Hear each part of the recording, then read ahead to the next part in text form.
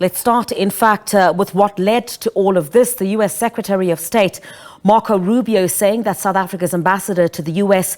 is no longer welcome in that country. In a post on X, Rubio accused Ebrahim Rasool of being a race-baiting politician who hates America and also basically said does not like Donald Trump over remarks he had made during an online speech about foreign policy. So Nick Harper, our correspondent, has more from Washington on that. Well, normally in these type of situations when an ambassador is deemed to be a persona non grata, that is something that takes immediate effect.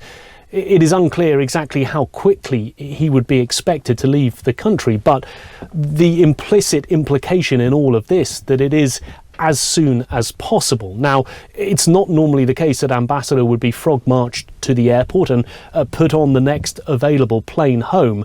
But the expectation is that essentially relations between that ambassador and the country that they've been living in is severed almost as quickly as is possible. So there is a chance that he will have to clear out of the residency in Washington during the course of this weekend and head home. We don't have an exact time frame of how all of this will play out, but from the United States point of view, this statement from the Secretary of State is final. There is no suggestion that they will back down from this.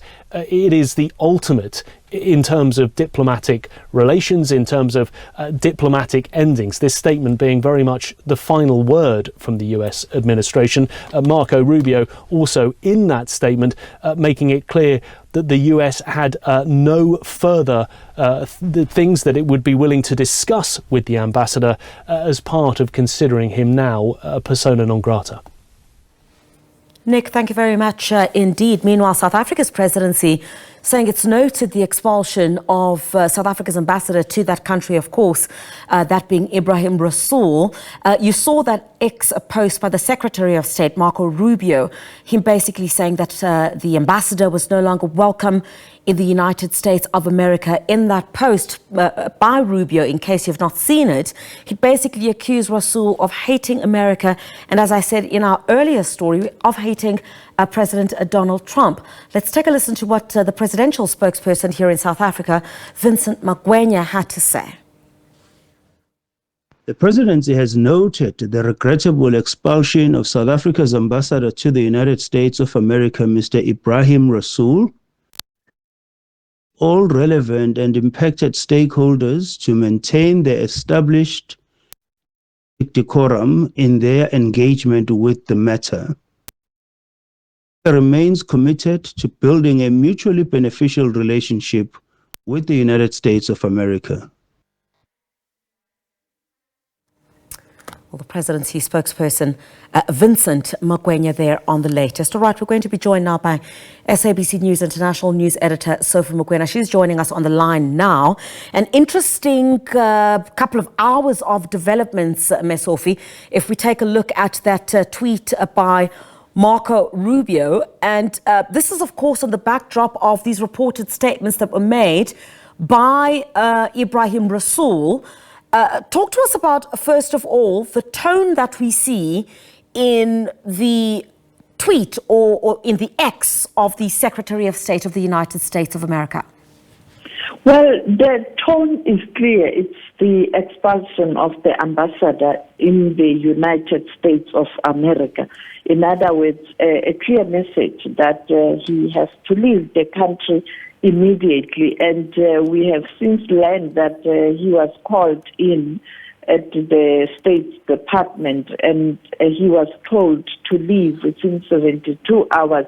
We are still trying to get hold of the ambassador to verify this information. But as you heard earlier on from that report, Nick Harper in Washington, indicating that this is an immediate action and it has to be that directive implemented with immediate effect. It's not like he was called in for questioning.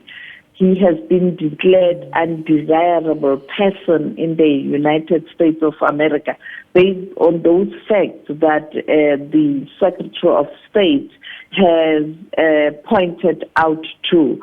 And I think, therefore, it kind of make the relations to be more complicated and tense, because it is the expulsion of a face of the country in a foreign country, a representative of a country outside South Africa. You know, an ambassador represents the country. He does also represent the president, and therefore it is a highest form of reaction or retaliation when you expel an ambassador or a senior diplomat. Yeah. And recall, President Cyril Ramaphosa had indicated that there were envoys, that will be sent, to different countries, including the United States of America, to basically give clarity on, the Land Expropriation Act. That has not yet happened, Sophie. Now, given where we are, what should the president be taking into account when he constitutes this convoy, this envoy, I beg your pardon, which must now go to a country like the United States, where such drastic measures have now already been taken? He has to consider many issues when he does that. One, he must look at credible people, people who can really be diplomatic, because it is a diplomatic mission, people with sound and experienced diplomacy, people who have served at the highest level of government because they have experience. It must be people with trade relations experience. It must be people who will represent the real face of South Africa. It must be people who will also be able to articulate the foreign policy of the country in a very clear manner. The other issue the president will have to do is to ensure that that team is very inclusive and they speak in one voice. It will not be of any use to send people who are going to contradict each other. And lastly, it must be people who will be able to not only go and explain, like children who have been summoned to the office of a headmaster to come and explain the mischief activities that they did, but they must go there and explain and engage in discussions in terms of give and take. They must present something to say, you have concerns about this and that and that. This is how we can handle this problem. But this is what we meant with this issue, not just say this is what we mean with these policies, but rather to say, if you are not comfortable with this, this is how we hope to meet each other halfway. In other words, there must be something that will be put on the table. But also, if you recall, when I spoke to the former South African president last week on Saturday, he pointed out that much as people might have views about Donald Trump and his administration, one thing that we must take into consideration is that they were properly elected in terms of the processes of the elections and the democratic processes of that country. Therefore, when you deal with the administration of the U.S., including the head of state of the U.S., you must move from that position, and therefore don't engage him based on your personal feelings and views. Because indeed, President Trump is a very difficult character. We've seen he has taken decisions against neighbors, Canada, Mexico, and the long-term friends of the United States of America, the European Union member countries, the NATO, the UN. And therefore, you have to bear in mind that your views cannot be a policy of a country, and you must remember you are engaging with someone that was elected by the Americans. You may differ with the choice of the Americans. And therefore, I think you need a very sober team to do that. And that will be the responsibility of the president. Fortunately, we've seen how he has conducted himself. He has decided to take a cool approach in terms of ensuring that he doesn't degenerate to mud slinging, but rather keep that diplomacy. Even the statement this morning, the president saying that the decorum of diplomacy must be maintained. And I think he will be able to do that. But I think the time has come for the president to do just that, to send a mission to the U.S. and not to go and explain, but to engage the U.S. administration. Yeah, you speak about the mission, and I guess, some analysts have said they would have expected that mission to have left South Africa, almost immediately after the president had announced that there would be an envoy that would be sent to, amongst others, the United States of America. Given what we've seen take place now, because this has developed to another level, to the expulsion of Ebrahim Rasool as South Africa's ambassador in the United States of America, what then should be, I guess, taking place next in terms of the envoys that need to be sent? What needs to happen next? Because from reading from what you've alluded to in the statement from the presidency is obviously calling for cool heads diplomatically, but there's a lot more that needs to happen. Is there even an appetite from America to have this conversation with South Africa? That's the key issue here. Shawn Bricepies earlier on indicated that the ambassador himself has been struggling to get an appointment with the most senior representatives of the U.S. administration. And therefore, I think the technicality might be when you go there, you don't just go and meet the members of the Senate and the Congress. You want to meet high-level delegation of the U.S. administration, including the State Department, possibly. Now, to get those appointments at that high level, it's very difficult at this moment. You saw what happened with AfriForum Solidarity, including the G8.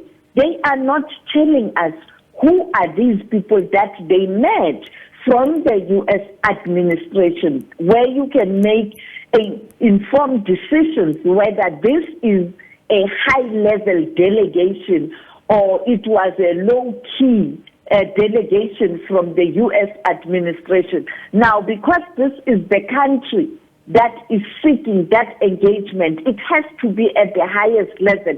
And those kinds of delegations will even prepare for a bigger meeting where the president of the country can engage his counterparts, even go to the U.S. As we have seen with other countries. We've seen many heads of state and government going to Washington, getting an audience with President Trump to iron out whatever differences. Some are successful, some they are not successful, but you have to have people who will prepare for such an important and high-level meeting, whether it does happen in September on the margins of the UN or whether during the G7 meeting, if President Trump will attend the G7 meeting in Canada, because South Africa, on the margins of that meeting, the president of South Africa always gets invited to the G7. You look at these multilateral forums.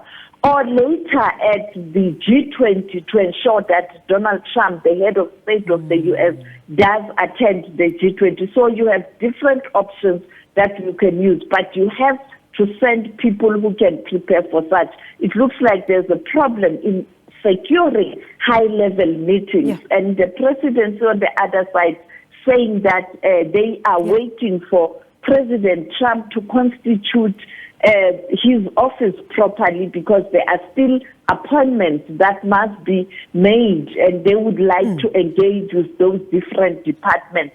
So it's quite a difficult issue to really make sense of. But the reality is this is where we are. And I think South Africa will continue to pursue those diplomatic channels. We will hear the president at some point in time will engage the media with the doorstop that we do all the time when we have an opportunity. We'll seek clarity. And also the Minister of International Relations. So we are now waiting to see what's going to happen. We will also try to get the reaction of the U.S. Unfortunately, there's no U.S. ambassador in South Africa. As you know that the ambassador left much earlier. And therefore, there's no high senior diplomat in South Africa to even check with the diplomatic circles in South Africa of the U.S. in terms of what's the view of the U.S. in allowing a delegation to come and engage with the Trump administration. Absolutely. It will be very interesting to see then when those engagements at all will take place between South Africa and the United States of America, as Sophie correctly indicated there. Our colleague Sharon Bryce-Peace, our correspondent in Washington, talking about Ebrahim Rasool, who's now been expelled from the United States of America, only managing to engage with congressmen and congresswomen. So this is certainly a story we will continue monitoring.